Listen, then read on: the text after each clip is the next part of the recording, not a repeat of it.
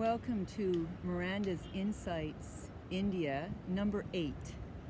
And today's topic is, what is Immortal?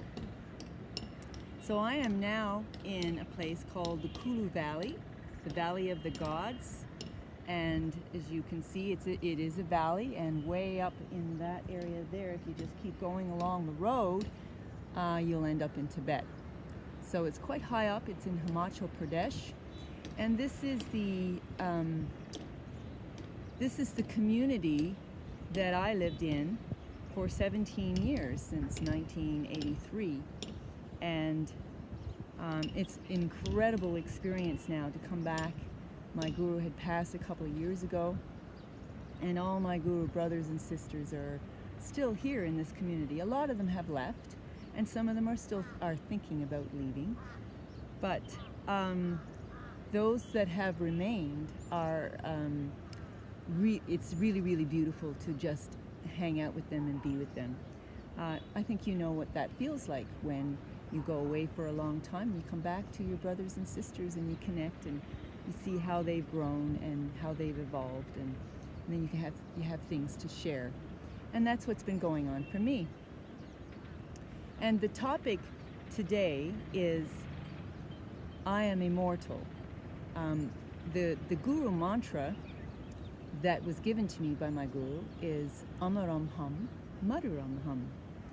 And what is immortal? Amaram is immortality. Madhuram is bliss. So, immortality, this is the thing we need to know and understand and actually have a direct experience of, that our true nature is immortal. The body comes and goes, everything decays, things come into manifestation, and then there's a period of sustaining that manifestation while it's going through its changes, but then eventually all things that come into existence must dissolve. So, but there is a teaching in the deeper spiritual work, and that is, there's something that is eternal, something that is immortal, that is always present, and that is you. You are always present.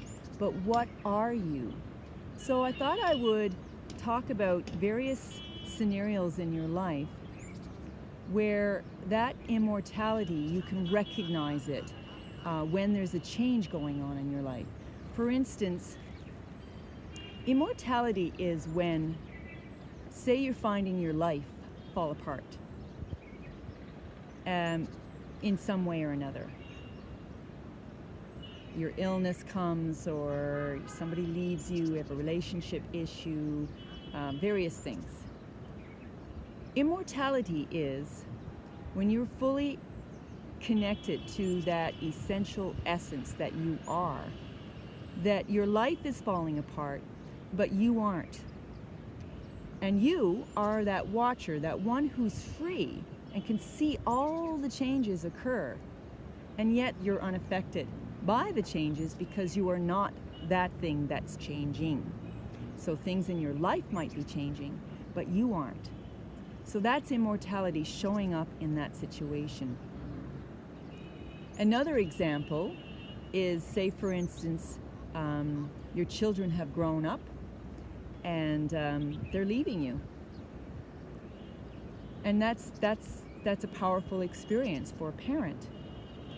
But immortality means, when you're identified with immortality, it means that in that life situation, you realize that after your children have left, that you've been playing a role of a parent, but you are not a parent. You are eternally free. That means when they go, you're free to do anything at all. You don't have to play that role anymore. You played it, but it's not who you are. You were never the parent. So that's an example of where immortality can show up for you if you practice identifying with that aspect of yourself that is eternal. Another area would be, say someone criticizes you. And everybody is affected by criticism if you believe that you're something. But immortality would show up for you if they might be saying things about you, criticizing, but what are they criticizing? They're criticizing their idea of you. They're not criticizing you. So immortality is that you know you are not what they're criticizing. You're not that image or that idea that they have that they're projecting onto you. That's called immortality. Another example is, say for instance you broke a law, a social law, and the police come and for whatever reason they put you in jail, and it's an uncomfortable situation for your body. But immortality in that situation would be, you know that perhaps, yes, your body may be constrained or restricted to some degree. You're put in jail and you've got certain things inflicted on you now. But somewhere deep down, you know that this is only happening to the body and it's not happening to you, the real you.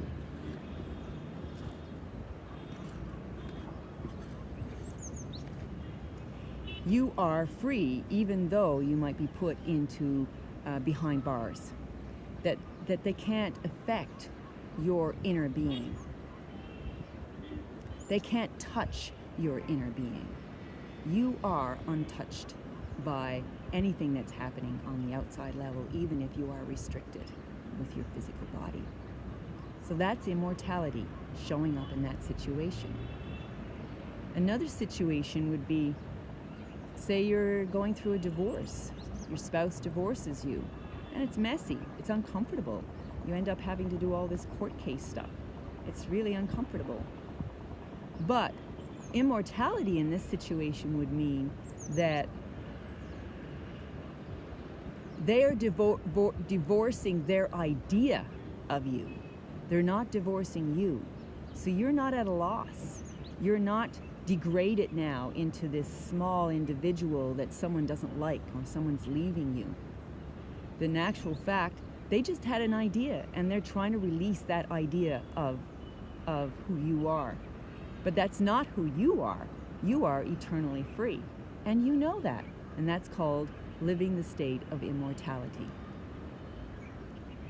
Let's throw another couple more situations. Let's say your reputation gets ruined or destroyed or smeared somehow. Maybe somebody didn't like something that you did and they wrote about it in an article, or they sent it to the newspaper, or they called the justice system, the social system, and then you're on the media and everybody's like, whatever reputation you built, you put energy into the whole, and your whole reputation, everything you invested into, is destroyed. And that happens to people. Some of you have already experienced that. But you're still alive. You're still there, even after all the images of yourself. Maybe it's just their image of you, or maybe your own image of you. Maybe that needed to be destroyed, because who are you? You're not your reputation. You're not what people think of you, and you're not what you think of you. So immortality is living strongly and being established in the state that I'm unchanged, even though even the thing that I've invested my life energy into is changing. Because eventually death will happen. We all know that. So everything is like a little death to the ego image. But immortality is when you're identified with your eternal true nature, that you are unaffected and you have the ability to recreate your life. When you're tapped into that eternal life, then you have the power to create any life you want, any image, any role, any experience you want. When you're tapped in, that's called immortality.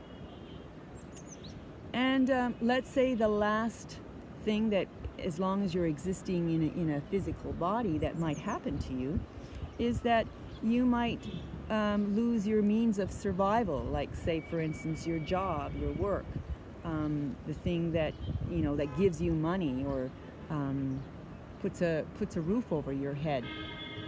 Something comes along and destroys that particular means of survival. But immortality means that when you're identified as that eternal being, you're also tuned into the power to recreate your life.